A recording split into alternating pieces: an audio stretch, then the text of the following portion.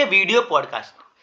Podcast સામાન્ય રીતે audio આધારિત હોય છે, પરંતુ જ્યારે તેમાં વિડીયો સામગ્રી ઉમેરાય ત્યારે તેને પોડકાસ્ટ એટલે કે વિડીયો પોડકાસ્ટ કહેવામાં આવે છે.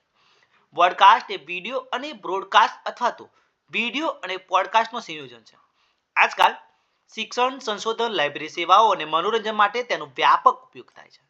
સરળ શબ્દોમાં જોઈએ તો પોડકાસ્ટ એટલે ઓડિયો સાથે વિડીયો પ્રસારણ જે વપરાશકર્તા પોતાના મોબાઈલ, કમ્પ્યુટર કે ટેબ્લેટમાં જોઈ શકે છે. વ્યાખ્યા જોઈએ તો અ podcast is a podcast containing video content that can be downloadable, streamed or subscribed to via RSS feeds or other platform. લક્ષણો જોઈએ તો વિઝ્યુઅલ અને ઓડિયો કન્ટેન્ટ જેમાં માહિતી વધુ અસરકારક રીતે પહોંચાડે છે. સિરીઝ ફોર્મેટ તો એપિસોડ સ્વરૂપે પ્રકાશિત થાય છે. ઓન ડિમાન્ડ વપરાશકર્તા પોતાની સુવિધા મુજબ જોઈ શકે છે. સબસ્ક્રિપ્શન બેઝ જેમાં નવા એપિસોડ આપોઆપ મળે છે. પોર્ટેબલ જે મોબાઈલ, લેપટોપ, ટેબ્લેટ પર એક્સેસ કરી શકાય છે. એજ્યુકેશનલ વેલ્યુ લર્નિંગને વધુ દ્રશ્યમય બનાવે છે. પોડકાસ્ટના પ્રકારો જોઈએ તો લેક્ચર પોડકાસ્ટ જેમાં ક્લાસરૂમ કે સેમિનારનું recording, instructional podcast step by step માર્ગદર્શન જેમ કે ડેટાબેઝ ઉપયોગ શીખવવું,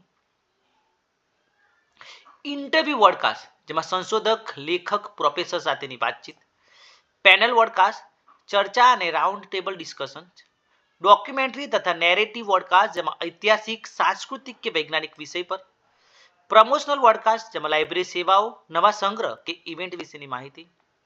લાઇબ્રેરી અને માહિતી વિજ્ઞાનમાં પોડકાસ્ટનો ઉપયોગ જોઈએ તો લાઇબ્રેરી ઓરિએન્ટેશન પ્રોગ્રામ જેમાં નવા વિદ્યાર્થીઓને લાઇબ્રેરીનો પરિચય આપવામાં આવે છે. Information literacy training, OPAC database તથા સાઇટેશન ટૂલ્સ શીખવા માટે.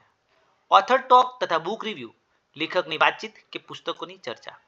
વર્કશોપ અને ટ્યુટોરિયલ્સ જેમાં રિસર્ચ મેથોડોલોજી, પ્લેગિયરિઝમ તથા રેફરન્સિંગ વિશે માહિતી આપવામાં આવે છે. ડિજિટલ એક્ઝિબિશન જેમાં દુર્લભ પુસ્તકો કે પાંડુલિપિઓનું ડિજિટલ પ્રદર્શન ગોઠવાય છે. કમ્યુનિટી સર્વિસ તો આરોગ્ય, શિક્ષણ, સરકારી યોજનાઓ અંગેનું વિડીયો માર્ગદર્શન. ફાયદા જોઈએ તો વિઝ્યુઅલ અને ઓડિયો દ્વારા લર્નિંગને વધુ અસરકારક બનાવી શકાય છે. યુઝર એન્ગેજમેન્ટ વધારે થાય છે. 24/7 એક્સેસ મળી શકે છે.